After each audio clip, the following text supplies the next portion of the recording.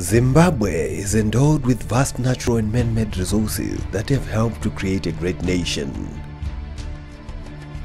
From the thundering waters of the mighty Victoria Falls down to the great houses of stones dotted around the country, our beautiful towns and cities, the towering mountains of the Eastern Highlands, as well as the abundant flora and fauna, this is a beautiful country, once known as the Jewel of Africa.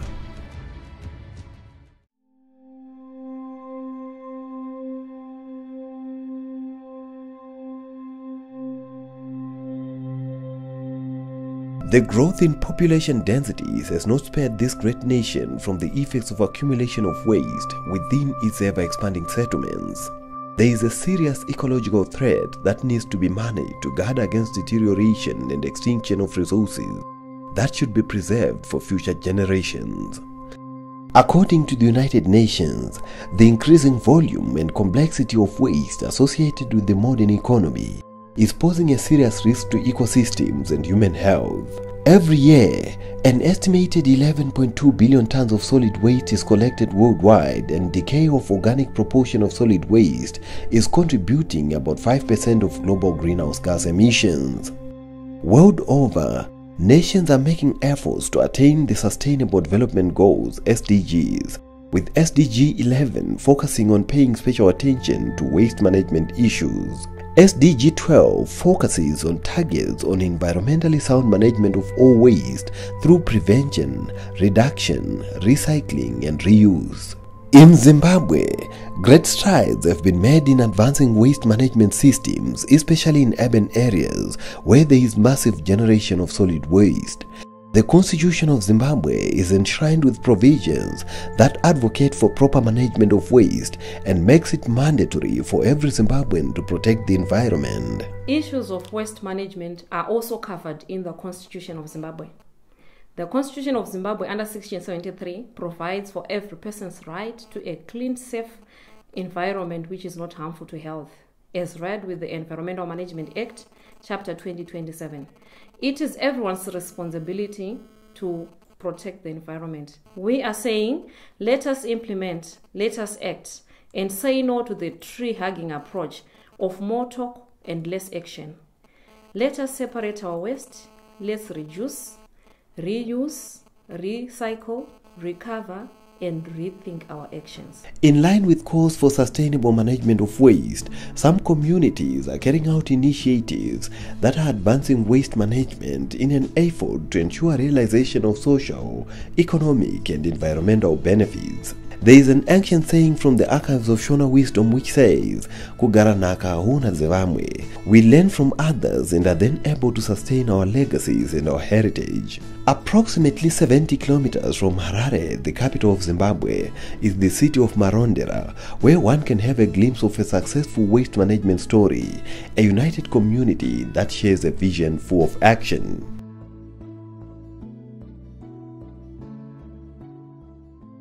This is Clean Marondera Waste Management Center, a community-based voluntary organization operating in the city of Marondera that works with the community and all age groups towards a zero-waste community. Established in 2014 as a small group of 2 people, this center has now grown to more than 300 people. Ini ndinetwa Elizabeth Gundu, ndini founder we Clean Marondera. Donzo riri kuchenesa guta redu reMarondera.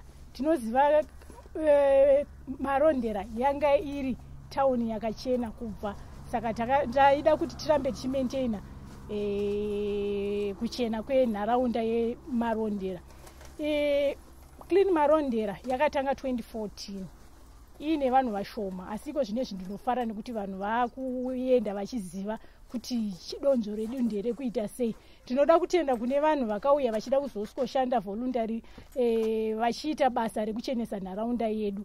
Uyezve chimwe chinhu chandinoda kuti tizivisane paClean Marondera, inoyi training center yekuti munhu wese anofanirwa kunge adzidze kuti marara haingonzi marara iwaste isina basa, waste iyo iwaste inokwanisika kushanda kugadzira zvimwe zvinhu zvinokwanisa kutoraramisawo mhuri dzedu. Waste is collected in nearby residential areas and is heaped at the center. It then goes through the sorting processes where different materials are piled according to the intended uses. The collected material is then cleaned and made ready for use to make different products.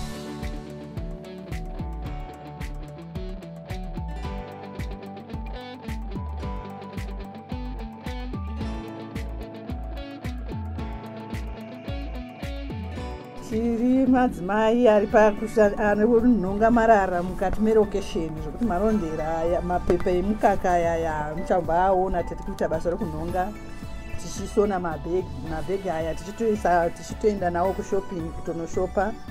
Mamwe acho unotoisa bhaibheri rako maimbuko ako uchienda kuchechi hautozomboshuphika kana. Mamwe acho ndekutoisa zambia rako kahembe kako kekuchinja kana uchifamba karwendo kako kezuva 1 unotoenda wakatotakura nenyaya yemapepa iwaya atiri kunonga mumarondera zvokuti marondera mukauya marondera aiwa munonakidzwa machena zvokuti hamuchawanikwa bepa futi. Tinoshandisa zvinhu zvinonge zvaraswa nozvatotora tichishandisa tichitowana mari. Tiri kutoendesa vana kuchikoro nemari dzemabhegi iwaya zvokuti hatisisina nhamo mumarondera. Kusimba rakasimba zvokuti aiwa unogona kutoita gore naro uchingove naro kana uchingokwanisa kuribata usingaisvikewo padhuze nemoto kuti ritsve nemoto. Iri rabhegi ramunoona zvimatops zvepamadrinks emakokora zvatinokwadabura totanga tanonga makena acho touya nawo toaunganidza panapa tokwadabura izvo tokwadabura toshiruka manje bhegi iro riri hapana kana chinombopindapo. Shinda inopindapo haitombosviki kana $1. Asi kana ndakuchitengesa ndochitengesa $5 US. Pamadhomesa ndakabata aya zvimapisi zvemachira kune vanosona vai vanocheka machira anenge vachiti hasisina basa vakurasa. Ikoko ndokwatinononhonga touya nawo tosvika taachekawo zvakanaka taapeta zvakanaka totanga kuva kwaaita se kwasona. Ukuno kuseri kwaro uku tinenge tiisonera tupisi itoto pasagi ratinotanga tacheka futi zvakaita sei zvakanaka. Ipapapa hapana mushini unoshanda, chinongoshanda chete maoko, nokuti zvese zvinoshanda ipapo unozvigadzira nemaoko ako. Kana uchinge wapedza chidhometi ichi ndinogona zvakare kuchitengesa, ndochitengesa ne$3 US, ndotoitengesera munhu $3 US. Zvimwe zvacho ndozviisawo pamudhoo rangu pamba pangu ndichitsikirira ndichipukuta makumbo ndichipinda pai mumba. Ndo zvatinoshandisa mapisi iwaya. Mapisi iwayo zvakare tinogona kuatora kana usina kana bhegi rokufambawo naro wogadzira bhegi rakadai so nemapisi api iwayo atinenge tichinonga futi kuvanhu vanoita sei vanosonai. Mabhegi iwaya tinogona zvakare kuatengesera vanhu vanenge vachada kuendesa kumachechi, kuendesa kana kutauni uchienda wakaisawo kawaleti kako mukati imomo. Iri idhometi zvakare. Dhometi iri ndere maplastiki chaiwo atinorasa angave eshuga echingwa inongori plastiki. Unogona kurwadza padhoo pako chipukutira makumbo chipinda mumba. Unogona zvakare kuita rinoenderana necoffee table yako yepai yemumba utoriwadza zvakare pai pacoffee table. Kana vamwe vanenge vachada tinotovatengesera futi. Vamwe zvakare vanenge vasingada kuti masofa ava aite sei asvibe tinogona futi kuaita zvinhu zvokuwadza pai pamasofa tichitengesera vanhu. Kana achinge taakutengesa madyana easeti yepamasofa tinenge taakuitengesawo ma$20 US. Aya mapepa emaplastiki echingwa chekwaprotoni anenge araswa yatinonhonga tichitora toageza totanga kuacheka tichitenderera tozoabatanidza tichikrosha maheti echingwa chekwaprotoni aya. Vamwe vanenge vachiti hazvina basa asi isusu tinoona zvine basa. Heti iyi ndinotogona kuitengesa kana kuti $3 US. Ndobva ndabva ipapo ndakuenda kune mapepa emajigisi aya, matete aya, mapepa amunoona machena madiki aya. Ndo mapepa atinonhonga zvakare taanhonga tinoageza.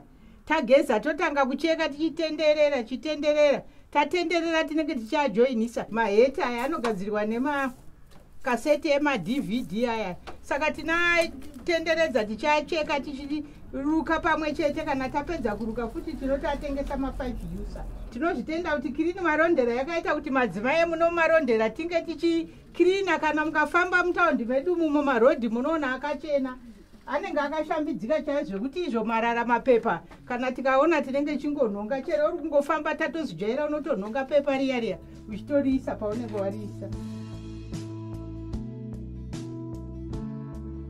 Aya mabhodhoro ema-beverages akasiyana-siyana tino ma-collector, then tomaunganidza kunoku, then we sell them to recycling companies. Discarded materials are being used for decorative purposes. These include old poles, dishes, tires, bottles, plates, plastic containers, among others.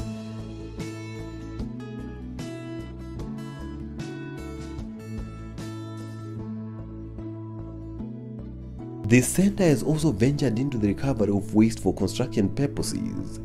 At the moment, bricks, tiles and window sills are being molded using discarded plastic, and these are stronger than conventional concrete.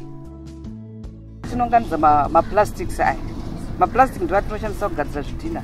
Totsvaga huni dzedu, tinenge tine dhiramu redu, tinonyungudidza ma-plastic edu mudhiramu. Ma-plastic edu kana anyungudika, todira ivhu. Ivhu rine tokurunga liquid yemaplastic iya inevhu zvosangana. Kana zvasangana, moto unenge wadzima mudhiramu. Tobata tichiburitsa liquid iya nefoshoro tichiisa maforoma. Tinozvisiya zvimaforoma zvedu kwenguva yakati rebei, almost an hour. Kana zvatonhora, toburitsa zvidhina zvedu zvinoburitsa mapavement bricks aya, zvinoburitsa tuma window sills aya. Zvakasimba, zvinhu zvakachipa, hazvidhuri. Kana muchikanda pasi mega, kana makachibata kudai, chine weight. Imba yedu yepano pa clean marondera. Takaona kuti marara edoro, masupa edoro ndiwo ari kuwandisa munharaunda yedu. Tichibva tafunga zano rekuti tochiita sei. Saka takawaka imba yedu iyi. Takati sina pekurongedzera zvinhu zvedu zvatinoshandisa pano. Saka nemba yedu yatakawaka iyo iyi, titori nezvinhu zvinoshanda zviri mukati memba iyi. Takaona kuti imba yedu ndio isingadhuri kuti tiwake, nekuti takati sina mari yekutenga zvinhu zvekuwakisa imba. Imba iyi imba yakachipa chaizvo nekuti iri kungoshanda masupa atiri kunhonga newaya dzatinonhonga. Ndo zviri kuita kuti imba imire apa. Nguva yekupisa ukapinda mukati umu, imba yedu munenge muri kutotonhorera chaizvo. Nguva yekutonhorawo imba inenge ichidziya. Saka takatoona kuti kutoshandisa masupa aya izvozvizvi ndizvo zvinhu zviri kutoita kuti marara aderedzeke munomu. Mhepo chaiyo, nguva yemhepo tinototandara tiri mukati. Hapana mhepo inosvika kana kupinda mumba medu umu, nekuti takatovhara kana mhepo yacho. Titori nemamwe makastoma akutouya achitoti tiagadzirire kana majurawo chaiwo. At the side, they've also used empty beer containers to construct bins, toilet and their offices. Takawaka bin rekuti vanhu kana vachifamba murodhi wakande marara awo mubhini imomomo kuitira kuderedza nhamba yemarara.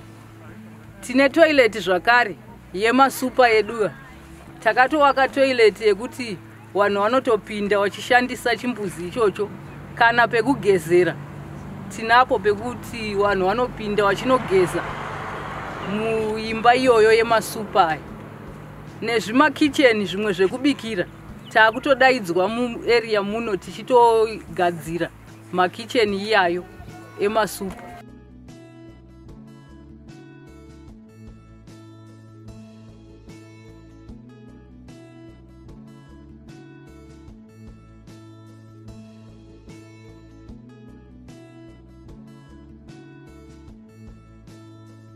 This initiative has not only benefited the residents, it has also benefited the local authority in many ways.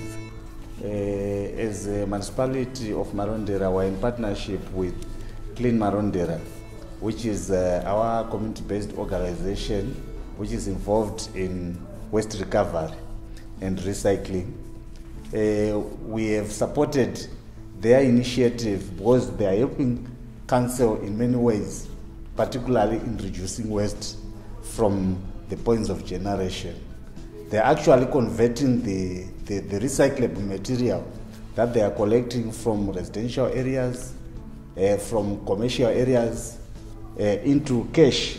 They're actually converting trash to cash. And we are much impressed with this initiative because it is also promoting local economic development. They are now able to pay for their council bills, maybe to send their children to school, because it's a large group of women and men who are involved in this initiative. As council, we are benefiting from their initiative because we are reducing the mileage to the dump site. Because some of the waste that they are collecting, was supposed to have been collected to the disposal site. So they're actually helping us to reduce the mileage. So we're saving in terms of fuel that we would have been using to transport the waste to the disposal site.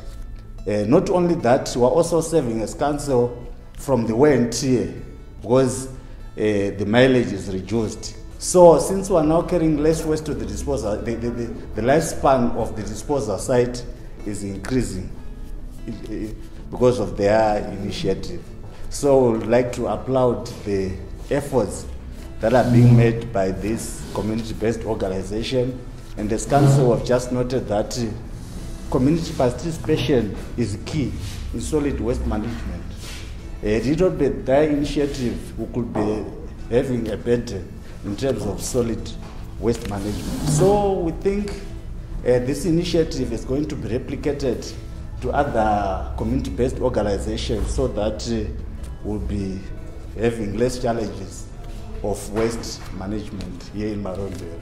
The success of this project signifies the local government's commitment towards an integrated waste management system and sustainable cities. takambotanga tichikolekta waste tichiendesa kumba asi tikazoenda kunotaura nevanhu vekansel vakatipo nzvimbo ino kuti tikwanise kuishandisa kuti tikwanise kuita basa redu takasunuguka. Iko zvinezvi vanhu vakatarisa haisisiri dump site yave training center. Tine zvakawanda zvatinoshuwirawo kuti dai taita, hatisi kuda kuti tingoramba chingonzi kumarara kuye kuye. Tine ma-structures watinoda kuti tigadzire tikwanise kuitawo, tikwanise kuti kana kuine zuva toonawo pekuhwanda. Isusu panapa panzvimbo pedu panapa hatina kana mvura. Taichanga iri shwiro yekuti dai tataonawo mvura nezvimwewo zvinhu zvikwanisiro zvatinokwanisa kuwana kuti tikwanise kuti basa redu rifambe zvakanaka. Tine vamwe vanhu vari kubva kunzvimbo dzakasiyana siyana. Vaita sekunana Kwekwe vanenge vachidawo kusvika vachionawo nzvimbo yakanaka. Uyezve vana vechikoro vamwe vagara vari kutouya vachidzidza pano paClean Marondera. Tine vamwe vatiri kutarisira kuti vari kutoda kuuya kuti tinge vachiuya vachizodzidza vachiona zvatiri kuita nekufarira basa ratiri kuita pano. Other stakeholders are also committing to this cause through synergies, technical advice and marketing to ensure a clean Marondera. I'm just trying to help support the ladies, creating awareness of what they're trying to achieve here at the recycling at Clean Marondera. So they need everyone to bring their waste here. They are separating their waste, they are selling some of the waste, but also they are upcycling most of the waste. As you'll see with some of the bags they're making here. We're trying to make them out of all recycled items and then to resell, to give them an income to maintain what they're trying to do here at Clean Marondera. So that's the initiative. Elizabeth will tell you everything about it. I'm just here to help spread the word. There's a Marondera-based Facebook page. I'm trying to spread the word, trying to get people to start recycling in their home. Majority of people are just throwing everything into one bag, and that one bag is getting collected by municipality or themselves are taking it to the dump, and it's just getting put into the landfill. We want to stop that. We want to try and get people separating their waste, having a compost at home and putting all their food waste in the compost, and then all the recycling from plastic bottles to chip packets to anything. tin cans, anything, cans, milk cartons, all of that, and to bring it here to Elizabeth so that they can carry on with what they're trying to achieve here. The community is now realizing and appreciating the benefits of sustainable waste management, among them being contribution towards food security at family level. Garden rangu iri ramuri kuona randinaro panapa iri ndinoshandisa manyowa anobva mugomba rangu riri apapo pakona apo. Manyowa ndinoshandisa iyayo anobva mune zvinhu zvandinoshandisa mumba zvinoora zvose ndinozviisa mugomba imomo, then kana zvaora ndozozvibuditsa ndichiuya ndichiisa mumihomba yangu yandiri ndakagadzira panapa ine zvirimwa zvamuri kuona izvi. Saka ndo manyowa andinoshandisa kuratidzika zvakanaka kwakadai kwegadheni irori. Manyowa iyayo andiri kushandisa. Saka kurudziro yangu ndeyekungoti ngatiregei kurasa zvinoora, ngatizviunganidzei togadzira makombost anozotibatsira kuti tiwane magadheni edu anoratidzika zvakanaka uye zvirimwa zvatinorima imomo zvinokura zvakanaka tichishandisa manyowa iyayo. As the world grapples with the effects of poor waste management,